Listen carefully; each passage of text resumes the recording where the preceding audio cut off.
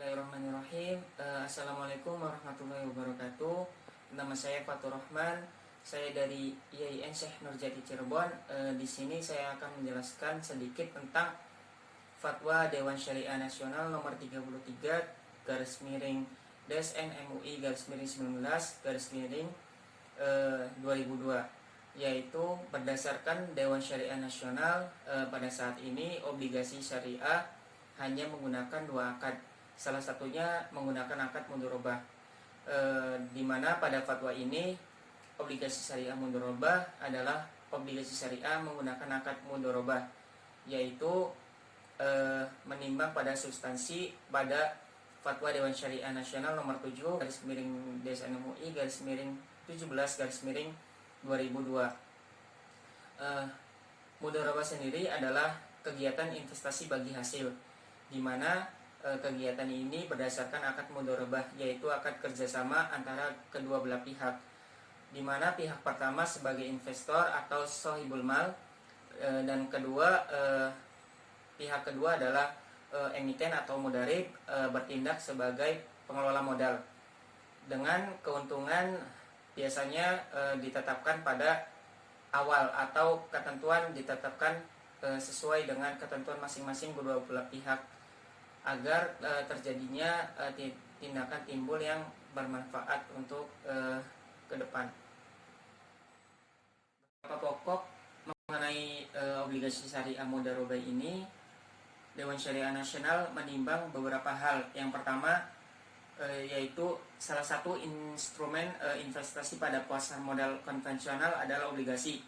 Biasanya didefinisikan sebagai surat berharga jangka panjang, di mana dikeluarkan oleh emiten itu sendiri yang bersifat hutang, dan emiten itu berkewajiban membayarkan bunga terhadap hutang tersebut pada saat jatuh tempo yang telah ditetapkan. Kemudian poin B, menimbang pada pengertian butir A di atas, dijelaskan bahwa obligasi saat ini belum sesuai dengan ketentuan syariah. Maka pada poin C, Dewan Syariah Nasional menginginkan untuk menetapkan fatwa ini dijadikan sebagai pedoman dengan sesuai dengan prinsip syariah. Mengingat pada firman Allah SWT pada surat Al-Maidah ayat 1, Bismillahirrahmanirrahim, Ya ayyuhalladzina amanu aufu bil uqud, yang artinya, hai orang-orang yang beriman, penuhilah akad-akad itu. Kemudian juga ada hadis Nabi Muhammad SAW, hadis Ibnu Majah dari Su'aib, yang artinya ada tiga hal yang berkaitan dengan barokah. Yang pertama yaitu jual beli tidak secara tunai, kemudian dua, jual beli secara mudharabah, kemudian yang ketiga menghaluskan gandum yang halus dicampur dengan gandum yang kasar dengan tidak dijual belikan, hanya untuk dikonsumsi. Maka dengan pertimbangan-pertimbangan di atas, Dewan Syariah Nasional mengenai tentang obligasi syariah mudharabah ini sangat untuk dijadikan sebagai pedoman.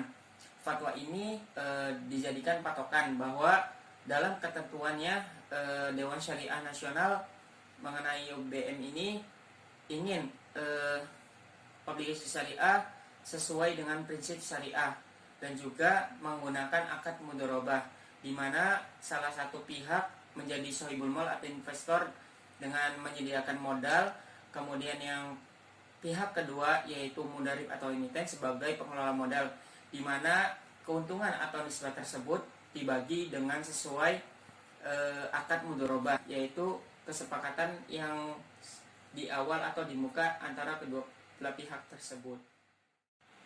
Kemudian ada beberapa ketentuan khusus selain ketentuan yang tadi saya sebutkan. Yang pertama adalah akad harus menggunakan akad mudharabah. Yang kedua adalah jenis usaha yang harus dilakukan oleh emiten atau sebagai pengelola modal tersebut harus terhindar dari unsur non halal atau harus sesuai dengan prinsip syariah.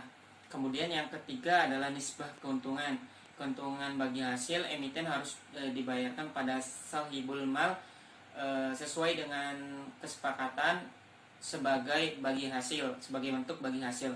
Kemudian yang keempat yaitu apabila emiten tersebut lalai terhadap kewajibannya, maka emiten tersebut berkewajiban mengembalikan modal tersebut kepada pihak sahibul mal, yaitu pihak investor, karena dia lalai. Kemudian pihak pengawasan DPS, Dewan Pengawas Syariah, menimbang terhadap kelalaian tersebut.